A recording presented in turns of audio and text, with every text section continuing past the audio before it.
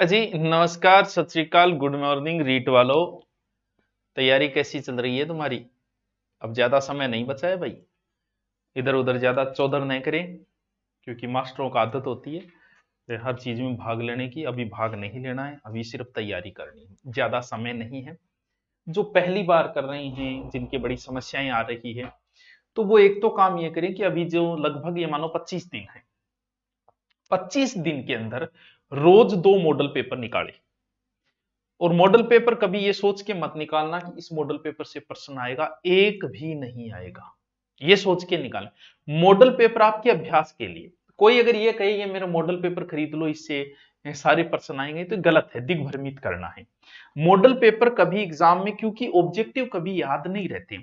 यहां अगर मैं आपको ऑब्जेक्टिव करवाता हूं ना, वो बड़े अच्छे लगते हैं। जैसे मैं शॉर्ट्स अच्छे लगते हैं, शॉर्ट्स देखते हो ना, शॉर्ट्स बड़े अच्छे लगते हैं, लेकिन शॉर्ट्स से आप 1 घंटे शॉर्ट्स देखना, मोबाइल साइड में रखना, आप ये नहीं बता सकते कि 3 शॉर्ट्स कौन कौन से देखे। 1 घंटे में आपने कम से कम 100 शॉर्ट्स देखे, आप 3 के नाम नहीं बता सकते, एक ये देखा, एक ये देखा। क्यों? क्योंकि शॉर्ट टर्म चीजें हमारे दिमाग को खराब कर देती है। अगर आप YouTube पे 1 घंटे में 3 वीडियो देखोगे, तो आप आराम से बता दोगे कि सबसे पहले मैंने वो देखा था, फिर वो देखा, फिर ये देखा। तो ऑब्जेक्टिव शॉर्ट्स होते हैं, वो कभी सिलेक्शन नहीं देते, वो पढ़ने में अच्छे लगते हैं। या यहां अगर करवाएगा टीचर तो ज्यादा लाइव आ जाएंगे, थोड़ा सा ये होता है। और हम यूट्यूबरों को लाइव का बड़ा ही लालच होता है, बस, और कोई लालच ही नहीं है हमें, ठीक। तो इससे क्या होता है, बच्चे को लगता है मेरे समझ में आ रहा है, ऐसा कुछ नहीं होता। ये आपके अभ्यास के लिए है। ऑब्जेक्टिव सिर्फ अभ्यास के लिए निकालो। ऑब्जेक्टिव कभी भी याद नहीं रहते हैं, और किसी के भी नहीं रहते। याद तो मैटर पढ़ा वहां ही रहेगा, मैटर पढ़ा वहां ही काम आएगा। पहली बात तो ये। ओ क्यों खुल रही है भाई? ठीक है। ये नई स्लाइड क्यों खुल रही है? तो रोज एक नियम बना लो कि एक सुबह एक शाम को मैं 2 मॉडल पेपर निकालूंगा। तो आप 50 मॉडल पेपर अगर कर लेते हो, तो आपका लगभग काम बन जाएगा, ठीक। उस मॉडल पेपर में आप करो, फिर देखोगा आपके कितने नंबर आ रहे हैं, वही आने, बस। और भी नहीं कर पा रहे हो और आपका कम समय है, तो एक तो मॉडल पेपर निकाल लो 50। एक जो आज तक के आए हुए क्वेश्चन है, उनको जल्दी जल्दी रिपीट मार दो, उनको रट दो। और फिर क्या करेंगे, सॉल्व, क्योंकि हमें 60% लेके आने, हमें ज्ञानी नहीं बनना है। हम बाद में ज्ञानी बनेंगे मेन एग्जाम के लिए, जहां जीके का महत्व है। अब अगर कोई कोर्स लेना चाहेगा, तो एक तो गणतंत्र दिवस का ऑफर भी चल रहा है आपका, और एक ये आपकी 1 साल तक काम आ जाएगा, आगे मैन में भी काम आ जाएगा। इसमें आपको पढ़ना सिर्फ वही चीज है जो आपको नहीं आती है। ये नहीं है कि आप अब कोर्स खरीद के डबल स्पीड में पढ़ना है, जो टॉपिक नहीं आ रहा है सिर्फ वही टॉपिक पढ़ना है, बाकी माथापच्ची नहीं करी। ये आपके 1 साल तक आगे काम आएगा, दूसरा फायदा ये। तो चलो फिर चलते हैं हम। आज हमारा नया जो टॉपिक है, वो है शिक्षण उपागम। अलग से दे रखा है आपके, अलग से। हमारी शिक्षण विधियां लगभग कंप्लीट हो जाएगी, टेंशन लेने की जरूरत नहीं है। यानी क्या, देखो, हिंदी शिक्षण के उपागम। उपागम एक तो होती है शिक्षण विधियां, शिक्षण विधियां, और ये एक नया नाम आ गया, शिक्षण उपागम।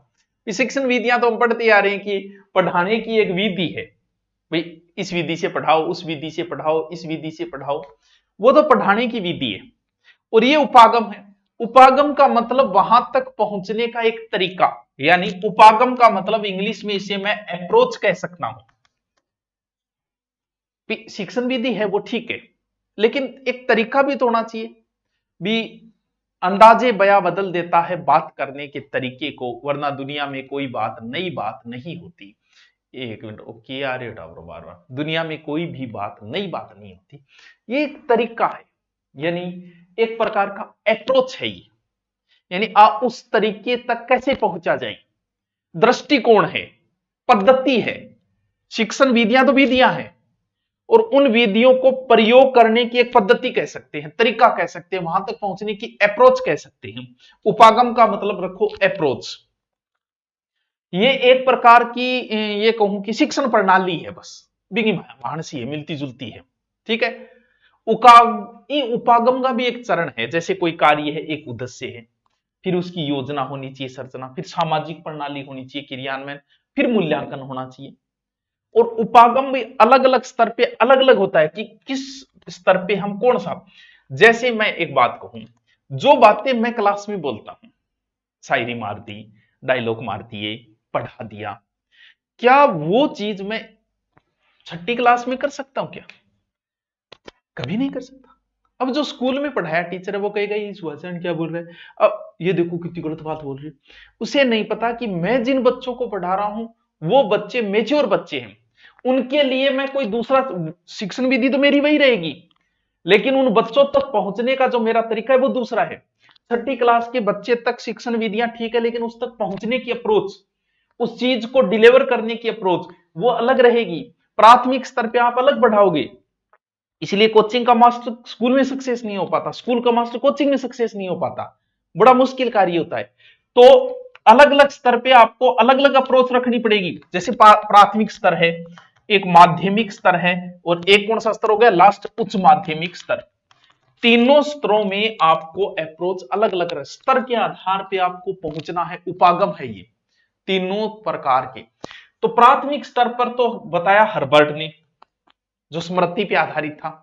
माध्यमिक में से मोरिसन ने बताया, और उच्च माध्यमिक स्तर पे किसने बताया, हंट ने, जो अवबोध के आधार पे था, ये चिंतन के आधार। ये तो छोटी छोटी बातें हैं।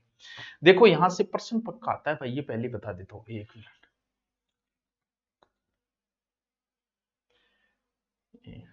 प्रश्न यहां से पक्का ही आएगा, ये ध्यान रखना। और बड़ी समस्या है, क्योंकि ये है ही टॉपिक ऐसा। क्या बताए, सबसे पहले तो थोड़ा सा मैंने ये शिक्षण विधियां तो आप समझ गए कि पढ़ाने की विधियां है कि बच्चे को ऐसे पढ़ाओ, वैसे पढ़ाओ, वैसे रखो, वैसे रखो। उपागम का मतलब एक अप्रोच है वहां तक पहुंचने की, सिखाने का एक तरीका है जो हमें मदद करेगा हर गतिविधि के अंदर। जैसे पाठ को पढ़ाते समय एक पाठ योजना की है, पाठ को पढ़ाते समय क्या कराना, एक तो पाठ योजना बनाते हैं, ठीक है। पाठ योजना में बच्चों को पाठ समझाने का एक दृष्टिकोण कि कैसे समझाएं इसको, बेखातर आप कई प्रकार की शिक्षण विधियां काम में ले तो वह ही उपागम है एक प्रकार की। यानी जिन तरीकों से हम सीख, गुरुजी के करे कंफ्यूज करके छोड़ दी, मैं आप कंफ्यूज हूं था तो करूंगा, और थे आप कंफ्यूज दूर कर ले शिक्षण उपागम को कर पाओ है।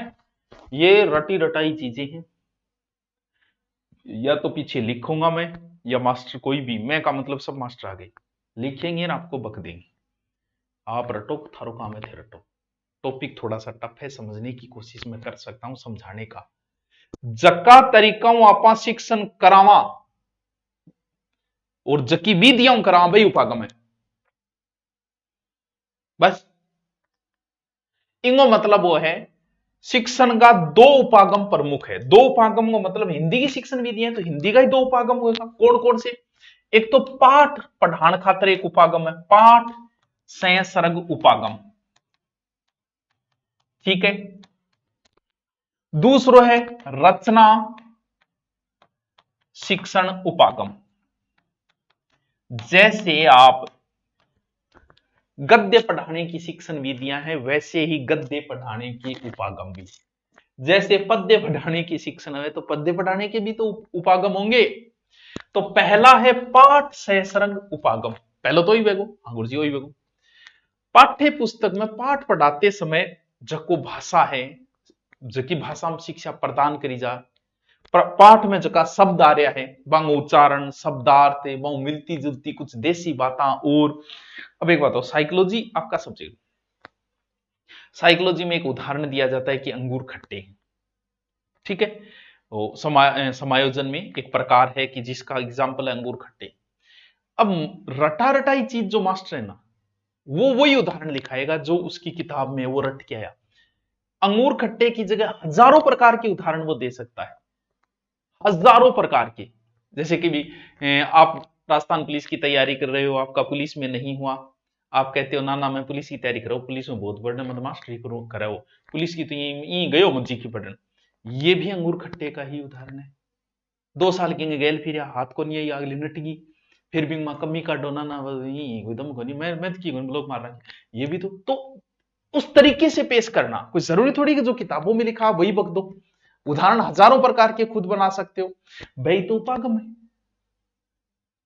दक्षता ही है किसी चीज को विकसित करना, ठीक है। ज्यादा स्टूडेंट ने नियमांग चक्र में ना गिरो, ऐसे प्रत्यक्ष उदाहरण पेश करो, लोकल उदाहरण प्रस्तुत करो जो व्यवहार में हो, इससे भाषा दक्षता में एक रुचि पैदा होगी गद्य में। तो ये उपागम जो है वो एक प्रकार से शिक्षण दृष्टियों बड़ी ही उपयोगी है। क्यों? क्योंकि पाठ पढ़ाते समय स्वाभाविक जो शब्द रचना करेगा उनको टीचर, वो टीचर अपनी अलग ही बात रखेगा। ये दूसरा है रचना शिक्षण उपागम। इंगमा रचना का मतलब समझ गया, गद्य। इंगमा की एक बच्चे ने टीचर ने बहुत अच्छा भाषिक तत्व ज्ञान देने को बहुत अच्छा मौका मिले।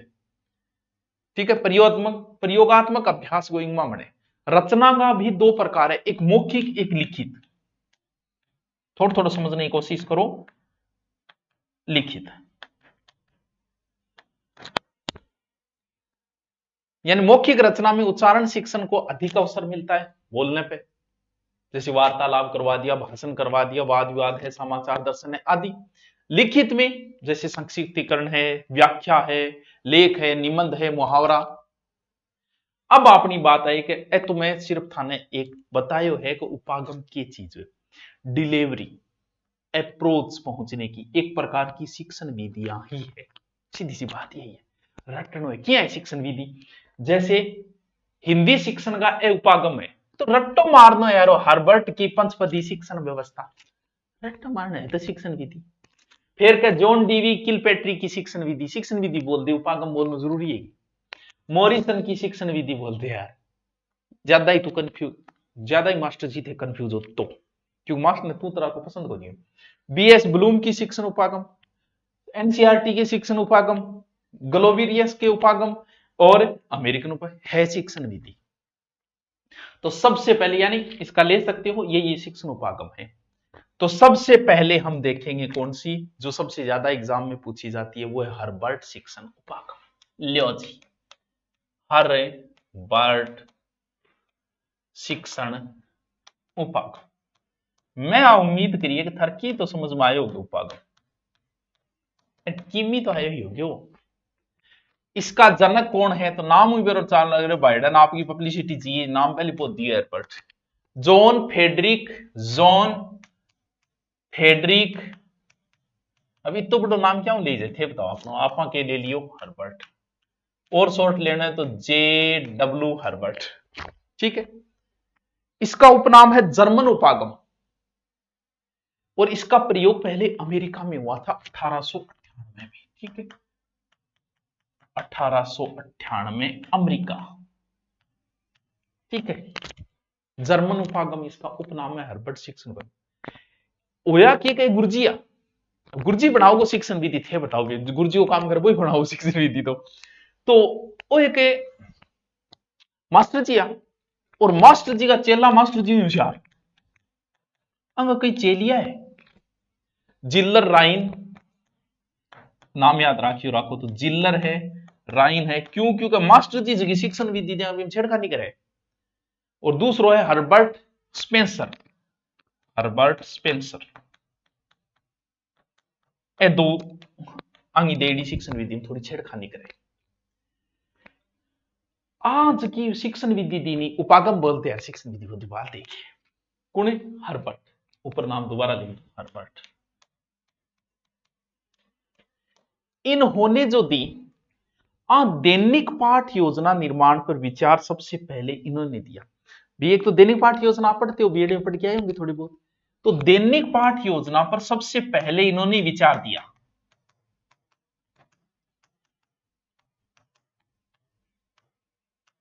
सर्वप्रथम विचार अंगुई दे रहे, इसीलिए हर्बर्ट को दैनिक पाठ योजना का जनक कहा जाता है।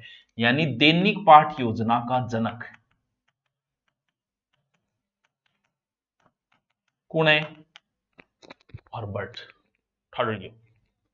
ये जो उपागम मैं बता रहा हूं, ये विश्व का सबसे प्राचीन उपागम है, विश्व से पुरानी शिक्षण नीति। और इन आधार पर ही दैनिक पाठ योजना तैयार करी जाएगी। लगभग थे वही काम में लियो पाठ योजना भाईडे के कौन, हर्बर्ट। अब मैं थान कहती हूं कि हर्बर्ट में कितना शब्द है, नई पेज में लिखा नहीं आप। हर्बर्ट क्यों है रे बैठे, मैं थान कहती हूं कि हर्बर्ट में कितना शब्द है? इन दैनिक पाठ योजना या हर्बर्ट की पाठ योजना? सीधी सी बात है, हर्बर्ट के उपागम कह दियो। ठेकुआ गुरुजी 4 है, मैं कह दियो 5 है, बस दोनों याद रखियो 4 5। इसने पहले जो पाठ योजना के 4 चरण दिए थे, सीधा सा बात है, 4 सिद्धांत दिए थे। बाद में आंगो शिष्य आंगे कर दियो गोचो, और गोचो करता ही बड़ा आपका एक दो शब्द जोड़े जोड़ते ही हर्बर्ट की पंचपदी व्यवस्था हो गई। पहले हर्बर्ट ने 4 दिए थे। कौन कौन से 4 दिए थे? ये 4 दिए। हर्बर्ट बोलो स्पष्ट संबंध होना चाहिए, सियानी बात है, सीधी बात, नो बकवास। स्पष्ट संबंध होता ही थे, व्यवस्था कर लो, चंगी भी कर लो, थारी मर्जी, गाड़ी की, रूम की, जो भी। और फिर थे थारा आराम बैठिए, प्रैक्टिकल करो। हर्बर्ट ने, कर्म याद रखना इनका, 4 दिए। हर्बर्ट ने पहले 4 दिए। हर्बर्ट में 4 शब्द है, लेकिन फेमस हुए फिर हर्बर्ट की पंचपदी व्यवस्था। क्यों क्यों आंगो चेलियो आंगो सागे छेड़खानी करती है। स्पष्ट होना चाहिए संबंध, फिर व्यवस्था करो, फिर प्रयोग करो।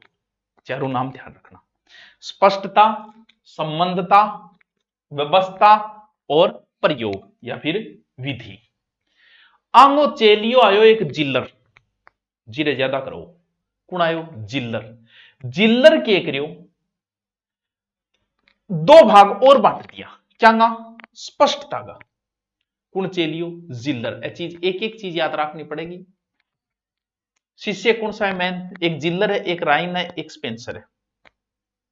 बंद 4 सिद्धांत दिया, लेकिन चेलियां छेड़खानी कर दी। जिल्लर के करो स्पष्टता के सिद्धांत ने 2 भागा बांट दियो, ओज को स्पष्टता है। कुण? जिल्लर। ज्यादा जीरे कौन करो? जिल्लर।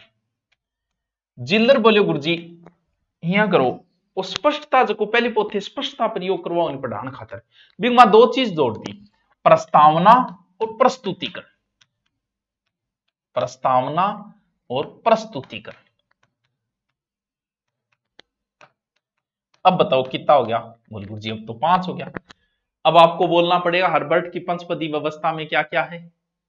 प्रस्तावना है, प्रस्तुतिकरण है, अच्छा फिर आगे छेड़खानी और होगी, फिर हटेगा। क्या ना मैसेज आ रही है, 1 मिनट रुकियो, उठा ब्रो, होल्ड रखियो, ठीक है। हाँ, कौन आए हुए? जिल्लर। जिल्लर के जोड़े हुए 2 और जोड़ दिया। कौन सो? प्रस्तावना प्रस्तुति। कौन से तोड़ गए? पहले स्पष्टता सिद्धांत ने तोड़ गए। फिर आंगो एक शिष्य रोंतो और आयो, जगह को राम हो नाम हो राइन। जिल्लर तो जिरह कर गए, जिरह करे जिसको 2 भागा बांट ही दे। जिल्लर ने तो 2 भागों में बांट दिया, किसको? स्पष्टता को। फिर एक राइन और आयो, राइन बोले तो राइन भाई तेरो के उद्देश्य बोल, मेरो उद्देश्य कथन और जोड़ो। इस बंदे ने एक नया और जुड़वा दिया, कौन सा? उद्देश्य कथन। यार अब तो को जो काम है बेटी का बाप। अब हर्बर्ट की पाठ योजना पंचपदीय प्रणाली हो गई। सबसे पहले प्रस्तावना नंबर 1 चेंज कर लूं मैं, हर्बर्ट ज्यादा इंपॉर्टेंट है। दूसरो प्रस्तुतिकरण, फिर करनी है तुलना। तीसरो तुलना, यानी पुराने के साथ उस पाठ का संबंध। फिर चौथो है सामान्यकरण या व्यवस्था, और 5वां है प्रयोग या विधि। गुरुजी ओके करियो, मैं कौन करियो? हर्बर्ट करियो। प्रस्तावना प्रस्तुतिकरण 2 है, संबंध कर दियो भी तीसरो, और तो फिर क्या करूं? चौथो व्यवस्था कर दियो, 5वां अभ्यास कर दियो। राइन और नहीं जोड़ो ना जोड़ो, क्या फर्क पड़े? ये जो है ना वो संज्ञानात्मक और स्मृति पर ज्यादा जोर दे। जब पहले वाले पाठ से आप संबंध जोड़ते हो तो वो किस में आ गया? स्मृति पे आ गया। तो जो चीजें रटने पे और पीछे स्मृति पे ज्यादा जोर देती वो अमनोवैज्ञानिक होती है। तो प्रस्तावना प्रस्तुतिकरण बीच में जोड़ दे, उद्देश्य कथन अगर जोड़ो, क्यों? क्योंकि तीसरो वर्ण बीच में और छेड़खानी करिए। समझ गया बात ने? गई मतलब गोड़ो की पाछा ए लिख दिया रहो, बे 2 लिखी है 3 लिख दिया, मान खत्म करो। राइन ने हटाओ नहीं, बार मारो धक्को दे, बार कटे हैं। देखो है तो इंपॉर्टेंट है भाई, सब बड़ा इंपॉर्टेंट है। रीट वालों बड़ा इंपॉर्टेंट है, ये कितने दिन याद रखना है। हर्बर्ट बहुत इजी है। तो भारत में लगभग वही चाल है, बीएड में थारा वही चाल है। और 1961 दैनिक पाठ योजना निर्माण में एनसीईआरटी उपागम या भारतीय उपागम के आधार पर हो गया 61 बाद। बाकी ये आज भी आप देखो कौन लिखोगे, रिव्यू प्रस्तावना और प्रस्तुतिकरण, उद्देश्य कथन और प्रस्तुतिकरण लिखा को नहीं है बीएड में, याद करो थोड़ा, वो इंगो ही चल रही है। आलिया जी, ये है पहला किसका, हर्बर्ट का पंचपदी योजना। मैं ऐसी उम्मीद करता हूं कि औरों से जो पढ़ा उससे मैंने ठीक पढ़ाया होगा, ऐसी मैं उम्मीद करता हूं। मैं कर सकता हूं भाई, ये मेरा जन्म सिद्ध अधिकार है, मैं कर सकता हूं। अब आप भी कर सकते हो ना, रे की गनीश पहली समझ में ठीक है, ठीक है सर, इसको डिलीट मार देते हैं। हर्बर्ट है, हर्बर्ट शिक्षण उपागम, पूरा नाम जॉन फ्रेडरिक हर्बर्ट है। प्रयोग 1898 में अमेरिका, ठीक प्रयोग किया गया। सी से इसका जिल्लर है, राइन है। जिल्लर बकवास करके दो भागा मारते, राइन एक बीच में उद्देश्य कथन जोड़ देता है, बस। बाकी वो पाठ योजना और वो नाम आपको याद करने हैं, ये लो, ठीक है। जिल्लर हो गया, ठीक है सर, हो गया। चलो नेक्स्ट, जॉन डीवी का किलपेट्रिक उपागम, मार ही डाला, वो है किलपेट्रिक, किलपेट्रिक उपागम। किलपेट्रिक शिक्षण विधि कह दो भाई, बात तो एक ही है, ज्यादा टाइम नहीं तो स्पीड बढ़ा के देख लेना भाई। जनक कौन है, कौन है, जॉन डीवी का किलपेट्रिक उपागम, ऐसे बोल दो। जनक वैसे विलियम हेनरी किलपेट्रिक, ओ ये किलपेट्रिक, पूरा नाम ले तो John Dewey, John Dewey William Henry Kilpatrick. जनक विलियम हेनरी किलपेट्रिक। उरा गुरुजी अण करियो कद करियो, ओ अमेरिका को 1918 आपा आजादी लड़ाई लड़ा बेटे में अपने शिक्षण नीतिया गठे, देखो कितना आगे लोग। ये किस पर, ये उपागम करके सीखने पर आधारित है, करके सीखने,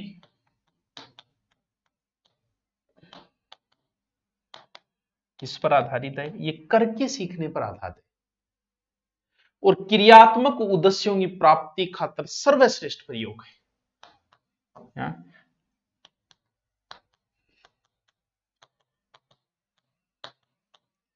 उद्देश्यों प्राप्ति सर्वश्रेष्ठ उपागम, सबसे बेस्ट उपागम है। इसी पर आधारित महात्मा गांधी का 1837 में जो बुनियादी शिक्षण व्यवस्था जो पाठ योजना का निर्माण किया गया था, और इन उपागम को जो है, शिक्षण विधि को, शिक्षण विधि बोले तो ज्यादा सही है, छात्रों में हस्तशिल्प कला, हस्त कौशल का विकास करना है, इसमें आत्मनिर्भरता उत्पन्न होती है। किल पैटरिंग मारे को नहीं जियाते को थन, अब थे बारी उम्र में पड़ गया है नहीं, अकबर ये अकबर बोर ये वो, उनका कोई उपयोग नहीं है। हस्तशिल्प जो दिया जाएगा ना वही है, मारेगा नहीं, जिया देगा आपको। यानी इस उपागम का क्या उद्देश्य है, उद्देश्य छात्रों में हस्तशिल्प कला या हस्त कौशल का विकास करना,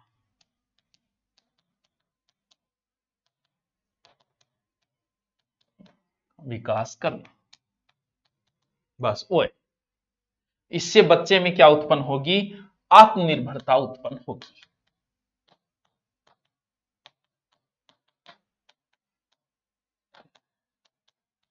समझ में आएगी बात। और ई उकाबगम का कितना पद है, 6 पद है। ए सबसे पहले सिचुएशन पैदा करो,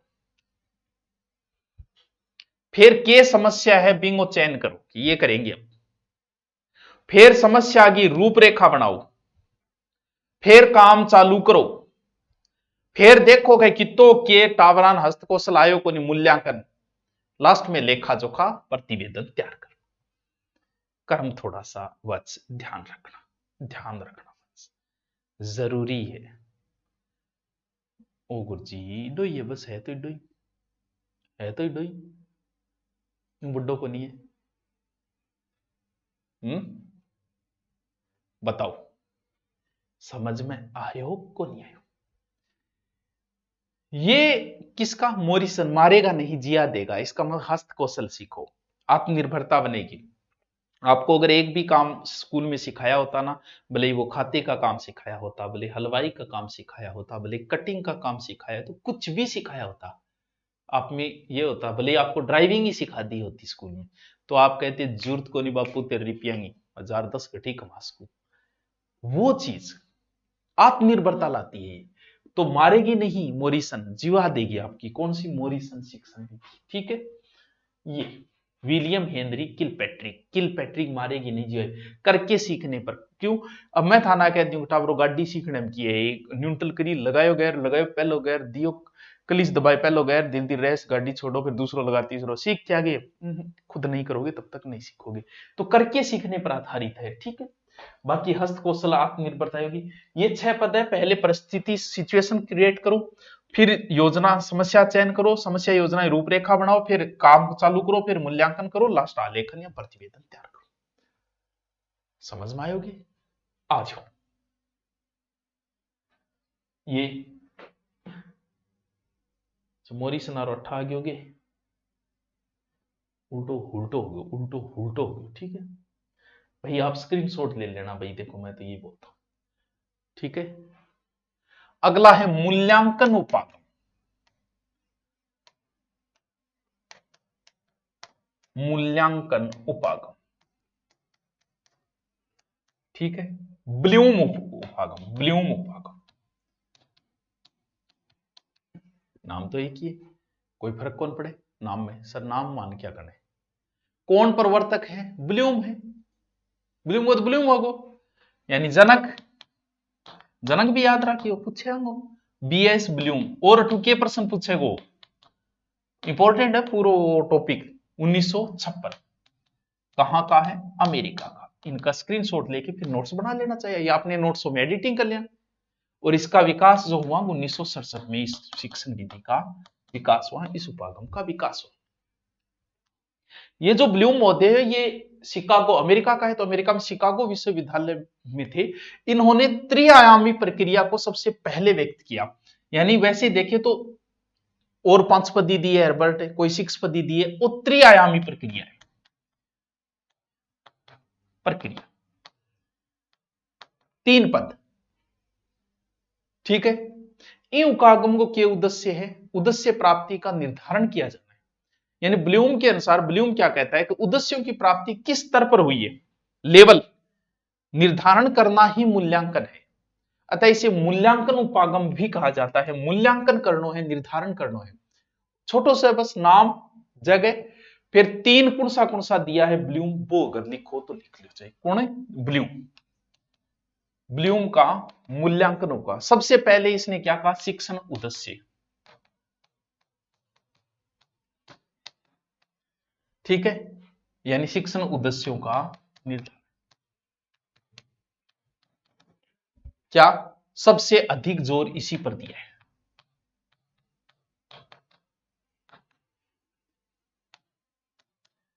ठीक है, दूसरो अधिगम का अनुभव।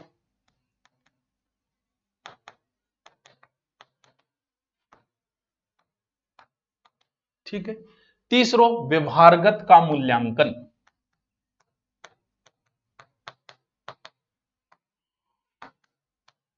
बस बस, आज मैं था 3 शिक्षण विधियां कह दियो, चाहे 3 उपागम कह दियो, थारी मर्जी। कल इसको कंप्लीट करेंगे, 2 भागों में बनाएंगे, थोड़े बड़ो है यार, समझे डाबरो। दोनों टॉपिक बड़ो टॉपिक है, थी ही रटो आज। Okay, thank you.